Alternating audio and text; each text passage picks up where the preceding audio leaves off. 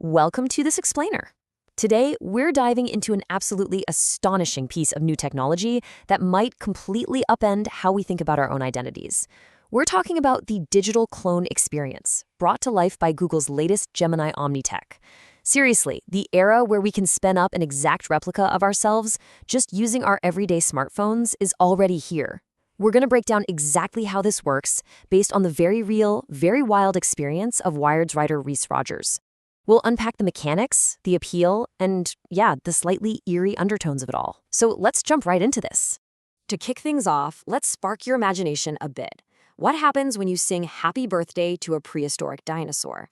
I know it's a completely absurd question, but this is exactly what seemed to happen during a bizarre digital event set at San Francisco's Mission Dolores Park. On a beautiful, sunny afternoon, Reese Rogers finishes singing to a dinosaur, and out of nowhere, a magical vanilla cupcake with a glowing pink candle just pops into his hand.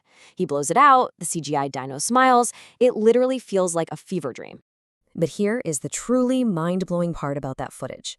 The guy you're picturing in that scene, who looks and sounds exactly like the author, isn't the real Reese Rogers. No cameras were ever rolling in that park. What we're actually talking about is a flawlessly accurate digital clone, conjured entirely by AI. The real author didn't do any magic tricks next to a dinosaur. The AI just learned his face, learned his voice, and painted that entire magical cupcake scene from scratch. So what's the engine driving this crazy tech? It's a feature called the Gemini Omni Avatar. Tucked inside Google's Gemini app, this tech maps out your facial movements, your expressions, and the literal waveforms of your voice, pulling it all together into a dynamic 3D model. Basically, it allows you to just seamlessly drop a highly accurate clone of yourself right into completely AI-generated videos. You can literally put yourself in any scenario you can dream up.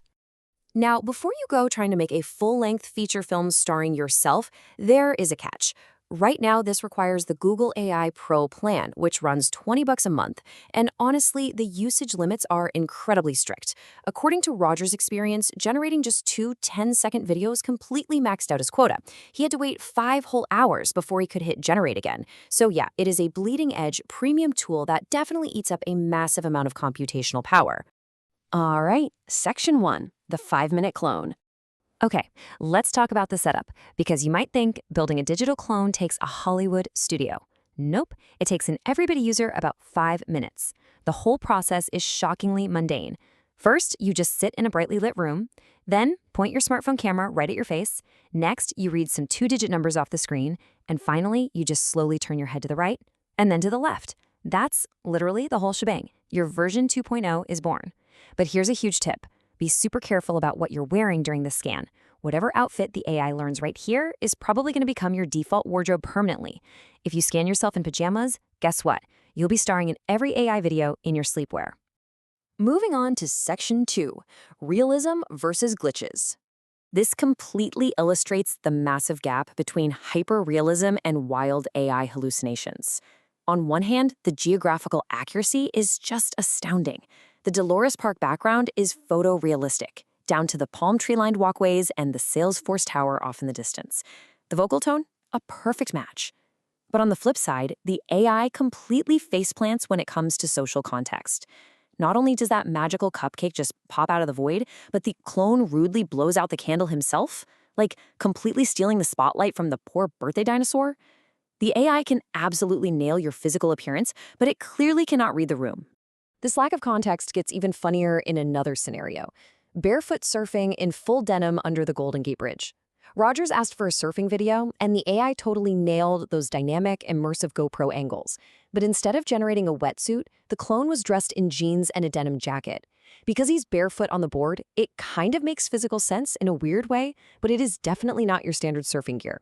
It's just a hilarious glitch, maybe caused by the setup clothes, or maybe it's just a classic, quirky AI misinterpretation. Let's shift gears to Section 3, AI Safety and Limitations.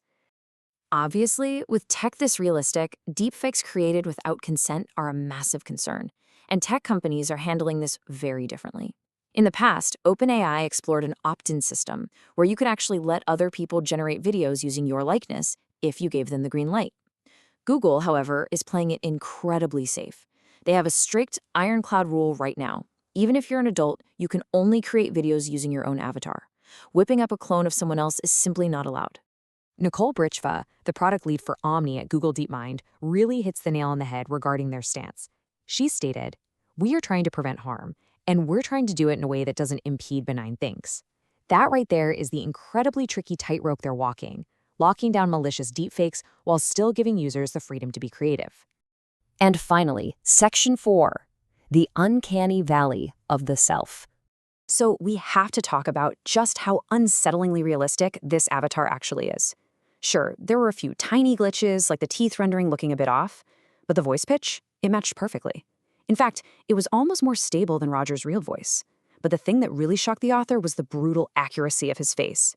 The AI captured the unflattering details, like jowls, with just ruthless precision. It wasn't some beautified, TikTok-filtered version of him. It was raw and unedited.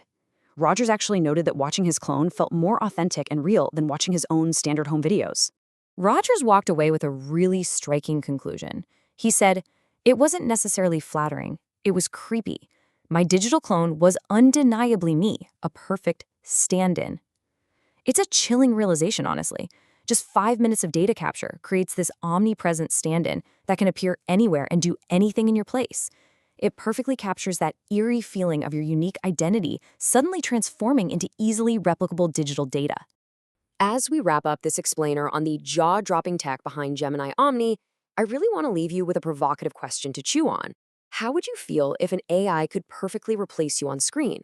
Would you completely embrace the convenience of it, or would you find the whole thing absolutely terrifying? As we hurtle toward the future, it is definitely worth pondering exactly where our digital identities are headed. Thanks for exploring this wild tech with us today.